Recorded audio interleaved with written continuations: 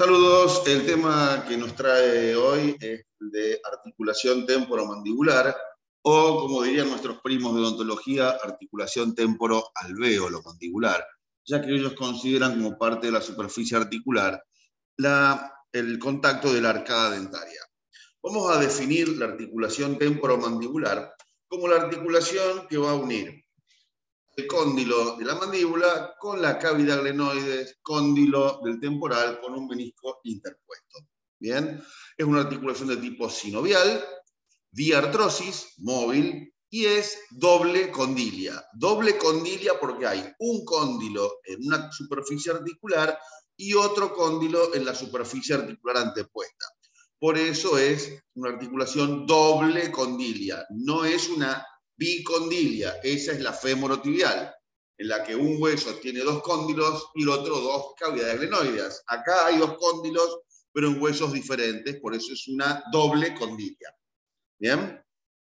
Como superficie articular, vamos a tener por parte del temporal, vamos a tener la cavidad glenoidea. La cavidad glenoidea está formada por una superficie que decimos articular, o sea que va a estar dentro de la cápsula, y una superficie no articular extracapsular. El límite entre la superficie articular y no articular de la cavidad glenoidea es una cisura llamada cisura de Glaser, no confundir con ganglio de Gasser, cisura de Glaser o cisura petrotimpánica, que es la sutura formada entre el hueso timpánico y el peñasco. Esa es la cavidad glenoidea del temporal. Y luego tengo el cóndilo. El cóndilo es la raíz horizontal de la apófisis cigomática. La apófisis cigomática tiene una raíz horizontal y tiene una raíz vertical. Cuando las dos raíces se juntan, forman el tubérculo cigomático. Entonces, el temporal me va a prestar el cóndilo por delante y la cavidad glenoides por atrás. La cavidad glenoides tiene una superficie articular intracapsular y una superficie no articular extracapsular separada por la cisura de Glaser. La mandíbula va a prestar el cóndilo. El cóndilo está ubicado en el ángulo póstero superior de la rama ascendente. El cóndilo tiene un cuello, el cuello del cóndilo, tiene dos vertientes, una vertiente póstero superior, una vertiente antero superior, y tiene dos tubérculos o dos polos, un polo externo y un polo interno, en una ubicación oblicua. Ese es el cóndilo. Estas serían mis dos superficies articulares óseas. Hay una tercera superficie articular que es el menisco. El menisco es un disco fibrocartilaginoso intracapsular amarrado a la cápsula que va a separar a la cavidad articular en dos espacios con dos sinoviales. Un espacio inferior llamado espacio menisco-mandibular, un espacio superior llamado menisco temporal. Estas son las superficies articulares. Vamos a tener como medio de unión una cápsula, manguito fibroso que reviste la periferia de la superficie articular. La cápsula va a tomar como contacto a nivel del temporal en la cisura de Glaser hacia atrás y hacia adelante en la vertiente anterior del cóndilo del temporal. Y a nivel mandibular toma su inserción en el cuello del cóndilo. Después hacia afuera en el tubérculo tubérculo cigomático y hacia adentro en el borde lateral del agujero oval, en un ligamento llamado poro crotafítico buccinador de Hirlt. Vamos a los ligamentos. Acá vamos a tener ligamentos activos y pasivos. Los ligamentos activos los vamos a ver con músculos masticados. Los ligamentos activos son los músculos macetero, temporal y pterioideo interno. Son activos porque son músculos. Tienen la capacidad intrínseca de aumentar su contracción, de aumentar su tensión. Ligamentos pasivos van a ser de tres tipos: intracapsulares, porque hay meniscos, pericapsulares o espesamientos de cápsula, extracapsulares, que siempre son los más importantes. Los intracapsulares son los ligamentos llamados freno meniscal. Freno meniscal anterior, freno meniscal posterior, freno significa diafragma. Bien, estos ligamentos van a unir la cápsula a los bordes periféricos del menisco. Los ligamentos pericapsulares van a ser un ligamento lateral interno o medial, que es la misma cápsula pero con más espesor, y un ligamento lateral externo que tiene dos planos. Un plano profundo, que no es nada más que la cápsula más gruesa, y un plano superficial que va de la apófisis cigomática, de la cara inferior, hacia el borde posterior de la rama ascendente y el cuello del cóndilo. Este es el ligamento lateral externo, plano superficial. Como ligamentos extracapsulares hay tres. Es el estilo mandibular. El ligamento estilomandibular va de la apófisis estiloides al ángulo de la mandíbula. Este ligamento estilomandibular más la apófisis estiloides más el borde posterior de la rama frente a la mandíbula forma un espacio oval que se llama ojal retrocondilio de Juvara, donde va a pasar la arteria maxilar interna y el nervio aurículo-temporal. Importantísimo. Luego tengo el ligamento esfenomandibular, que va de la espina del efenoides a la espina de Spix o língula. Va a dejar una brecha, va a dejar un espacio para el pasaje de la arteria dentaria inferior y el nervio dentario, rama del nervio mandibular. Hay un ligamento estilomandibular con el ojal retrocondilio de Juvara y el ligamento esfenomandibular, que es un espesamiento de la aponeurosis interpterigoidea. Por último, tengo el ligamento pterigomandibular, que va del gancho del ala interna de la apófisis pterigoides a la fosita retromolar. Esto es importante porque aquí voy a tener atrás la inserción del músculo constrictor superior de la faringe y por delante el buccinador. Este sería uno de los límites entre cavidad bucal y faringe. ¿Bien? Son los tres ligamentos extracapsulares, como siempre, los más importantes de la articulación. Estilomandibular, esfenomandibular y pterigomandibular.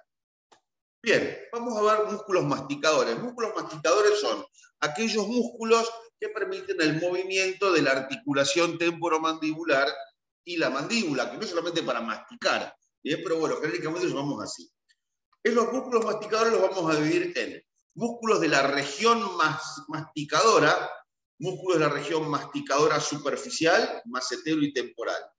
Músculo de la región masticadora profunda, pterigoideo interno y externo.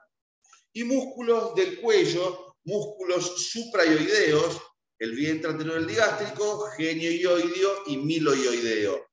Todos estos músculos están inervados por ramas del nervio mandibular del trigémino. Los tres últimos los vimos en parte formando el piso de la boca y son los únicos músculos que producen el descenso de la mandíbula. En realidad el descenso del cuerpo mandibular. Macetero, temporal y pterigoideo interno van a producir el ascenso mandibular, entre otras cosas, y el pterigoideo externo, la protracción y la lateralidad del cuerpo mandibular. Entonces, todos los llamamos músculos masticadores, mueven la mandíbula. Según la región topográfica, región masticadora superficial, macetero y temporal, región masticadora profunda, los dos pterigoideos. Y los músculos supraioideos, digástrico, genioioideo y miloioideo, formando la región del piso de la boca. Entonces los vamos a ir viendo. Ahí tenemos en el preparado cadavérico la proyección del macetero, observen la relación con el conducto parotidio y la glándula parótida superficial, el músculo temporal, de la región temporal a la apófisis cornoide, se llama la inserción, el músculo pterigoideo externo, único músculo horizontal de la región masticadora, pterigoideo interno, también llamado macetero interno, el digástrico con su vientre posterior que es supraioideo, y el vientre anterior que es depresor de la mandíbula o del piso de la boca. Genioioideo, miloioideo, que ya lo vimos. Entonces vamos al músculo temporal. El temporal toma inserción proximal en la fosa temporal, cara lateral del frontal, cara lateral del parietal, escama del temporal, ala mayor del efenoides, y termina en la apófisis coronoides de la rama ascendente de la mandíbula. La acción principal es elevar la mandíbula, las fibras anteriores hacen protracción, fibras posteriores retracción. Macetero, inserción proximal, borde inferior y cara interna de la apófisis cigomática, borde inferior del hueso malar, y la inserción distal, cara externa de la rama ascendente de la mandíbula y ángulo de la mandíbula. Su principal función es la elevación de la mandíbula para el cierre de la boca. Pterigoideo interno, vamos a ver primero el pterigoideo interno o macetero interno. Inserción proximal, la fosa interpterigoidea inserción distal, cara interna de rama ascendente de la mandíbula. La acción es sinérgica con el macetero, pero también ayuda a la protracción. El pterigoideo externo, inserción proximal, tiene dos fascículos. Un fascículo superior que se inserta en la cara exocraneal de la porción horizontal del ala mayor del efenoides. Y después el fascículo inferior en la tuberosidad del maxilar. De ahí convergen los dos fascículos y van al cuello del cóndilo y a la cara anterior de la cápsula de articulación temporomandibular. Ahí veo la región masticadora profunda. Es el pterigoideo interno y pterigoideo externo. Y por último, los tres músculos que vimos como piso la boca, vientre anterior del digástrico, del tendón reflejo en el asta menor del dioides, a la ranura digástrica o fosita digástrica de la mandíbula, miloioideo, de la línea miloidea al cuerpo del dioides y al rafé medio, y el genioideo de la apófisis geni inferior al cuerpo de la mandíbula. Y en este cuadro tenemos la acción de cada uno de ellos y la acción de la articulación temporomandibular, que en realidad esta es la acción del cuerpo de la mandíbula. El cuerpo se eleva, el cuerpo desciende, el cuerpo hace proyección y retropulsión, y el cuerpo hace lateralidad. Pero dentro de la cápsula articular, el único movimiento que hacemos es de protracción-retracción. Es el único movimiento intracapsular posible. Elevan la mandíbula, temporal, macetero, pterigoideo interno. Descienden la mandíbula todos los suprayoideos.